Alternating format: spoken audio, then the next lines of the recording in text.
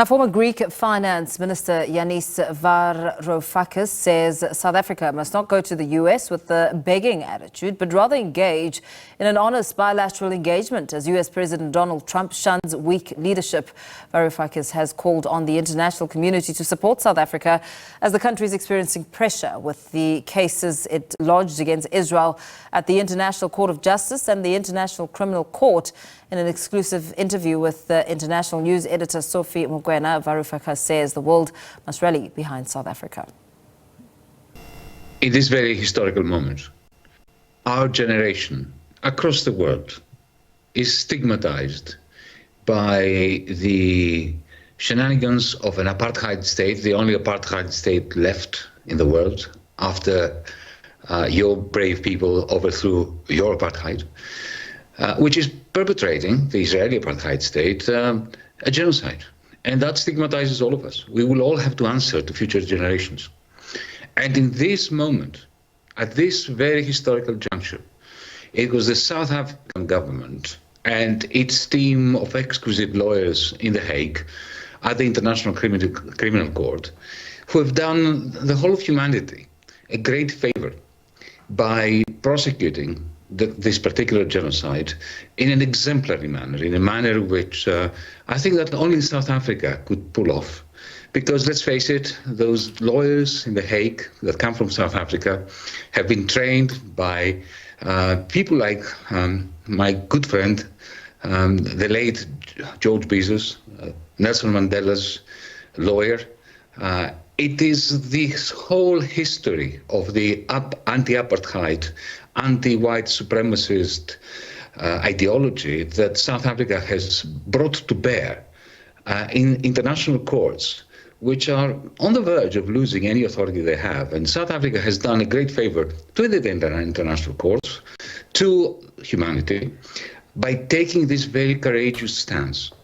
And in the midst of this, you have President Donald Trump, who is trying to essentially send a message to the rest of the world by punishing South Africa that international law is dead in the water. In this moment, it is essential that all of us who care about international law, who care about equality, who care about all the great successes that we've had as a species over the last 80 years or so, that we stand by South Africa. If we don't, then we all have to lose. Why are the European countries, who often claim that they support international law and they've been there when these institutions were established, whether you talk about the International Court of Justice, the UN, the Security Council, including the International Criminal Court, and both these institutions, the ICJ and the ICC, based in Europe, why are they not supporting South Africa's case? They are living proof that European powers never truly supported international law in the context of a pan-human, a global perspective. When it suits them, they immediately support the International Criminal Court when, for instance, the International Criminal Court issued a warrant for Vladimir Putin's arrest. The European powers were falling over each other with glee and, enthusiasm to support the ICC. But when it's one of their bastards, excuse the expression, but this is the expression they use themselves. Remember, Franklin Roosevelt once said about the dictator, the brutal dictator of the Dominican Republic, he's a bastard, but he's our bastard. So it's when it's one of their bastards, suddenly the ICC and the ICJ are no longer valid. They can be trashed, they can be neglected. But allow me to say this, and I say this as a European. Europe has a long tradition of genocide. The very ideology of Zionism, remember the slogan on which Zionism was based? A land without a people, Palestine. for a people without a land, the Zionists who wanted to move there and take it over. Well, that was initially concocted by European powers like the British Empire, like Germany, like France, when they moved to Africa. They came to South Africa, the British and the Boers, and they declared this to be terra nullius. They looked at your people and decided that they're not people. So it was a land without a people for them. So there's a long tradition of practicing genocide by European powers. We had hoped that after the Holocaust, after the extermination of so many Jews by the German Nazi regime, that humanity had turned the page, and that we had signed into law the United Nations Charter, the Bill of Rights, the Geneva Convention, the Charter upon which, and the statutes upon which the International Criminal Court was constituted. But now, and thank you for giving the opportunity with your question to make this point, Europe has proven, at least our regimes in Europe have proven, that we didn't really mean it, that we have really not disowned our genocidal past, that if a genocide suits them, they will turn a blind eye to the international law which they helped institute. And it is remarkable, is it not, that it is a country of the global south, South Africa, that is standing up for the very principles that supposedly Europeans cared for. Clearly, South Africa is paying the price. When you look at President Trump's posture, much as there are issues that he has pointed out too in terms of this hostile posture against South Africa and its foreign policy, the issue of Middle East is also a factor. Why would President Trump take this position?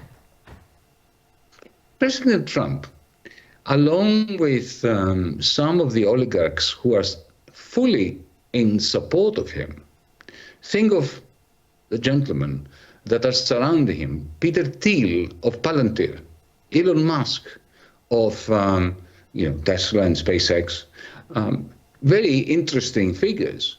Also from the point of view of South Africa and Namibia, because they cut their political teeth as part of the apartheid regime. It is very clear that Donald Trump hankers after the notion of apartheid. He supports fully Israel because it is an apartheid state. These men will stop at nothing to reinstate the ideology, the spirit of apartheid. And yes, South Africa is paying a price. But South Africans know how to pay the right price. I mean, Nelson Mandela paid a magnificently large price, personally, by losing his freedom. And that is why I'm saying that from the perspective of the Greeks, of the Europeans, of people outside South Africa, we have a duty to support you, your country, during this good fight, which comes at a price, but it comes also with a magnificent reward. And it is the gratitude of the people around the world. And finally, what must South Africa do, particularly at this moment where the country is under pressure from the Trump's administration? Well, two things. Firstly, it is a great opportunity, is it not, for South Africa to become more self-sufficient.